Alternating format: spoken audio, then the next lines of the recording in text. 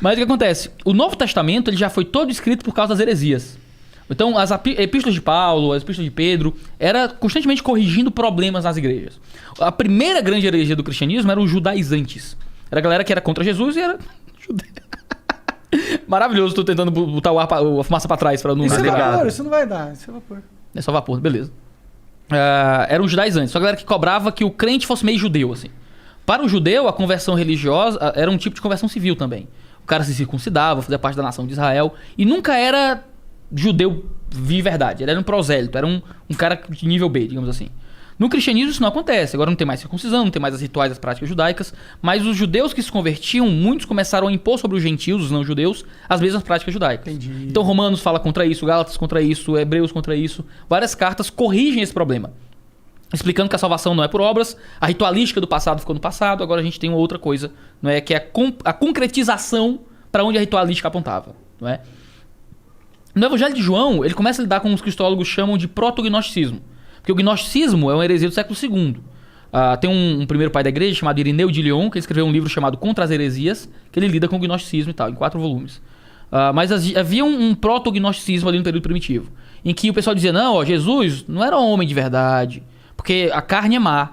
Então como é que Deus pode virar homem? Se a carne é intrinsecamente má. Isso, inclusive, um paradoxo da minha cabeça de Deus encarnar, mas... E é o que João responde no evangelho dele. Ele diz, a gente está falando do que a gente viu, do que a gente ouviu, do que a gente pegou. Ou seja, acredita em mim. Eu mim, recostei minha cabeça no peito dele. É isso que ele diz, né? Acredita em mim, confia em mim. Confia em mim. E eu morri dizendo que é verdade, entendeu? Eu não confio, mas vamos lá. Tudo bem. Eu acho que tem que ter muita fé para não acreditar nisso. Eu não acredito em humanos. Eu acredito em Deus. Caralho! Aí, esse foi... Aí. Vou usar isso contra você depois. Tá bom. O que acaba acontecendo é que ele vai lidar com essa ideia. Ele vai dizer que a carne não é má. A carne não é intrinsecamente má. Né? O que é mal é o pecado. É aquilo que é a cobiça dos olhos, é o amor pelas coisas do mundo, é se entregar para as obras da carne, é não amar o próximo e tal. Ele vai argumentar o que é o mal de verdade. Não é a carne que é má. Não é? E por isso não tem problema Deus ter encarnado. Não é? Porque se fosse assim, a gente que se converte, como é que vive? Mas não existe parada. A gente vive, mas a gente... Mas se a carne é mal, eu tenho que fazer o quê? Tenho que cortar a minha carne? Você pratica maldade. Contra o meu corpo? Às vezes... Não, você tá falando que eu ainda sou mal porque exato. Mas não é porque eu sou físico. É porque você é físico. Não, é porque eu sou ruim. É diferente. Mas eu acho que a fisicalidade... Por exemplo, ó, essa mesa é física e não é moral. Eu sei, mas por exemplo, ó, Jesus sem querer pisou numa formiga.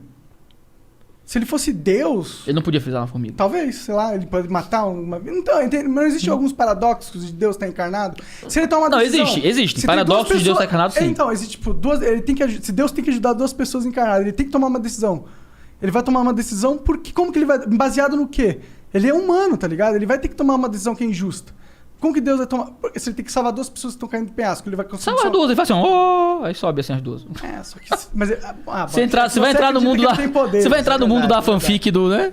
Se vaca voasse, chovia leite. Você acredita que Jesus tem poderes, ele poderia fazer isso. Claro. É que você tá tentando limitar você tá criando hipóteses tão fora daquilo que é o normal do que se lê e tal, que é difícil até... É que eu acredito que a física existia. Mas se Jesus fosse transgênero, e se Jesus fosse, sei lá, fosse manco... E se Jesus obedecesse a física, é isso que eu tô falando. Ele é o criador das leis da física, né?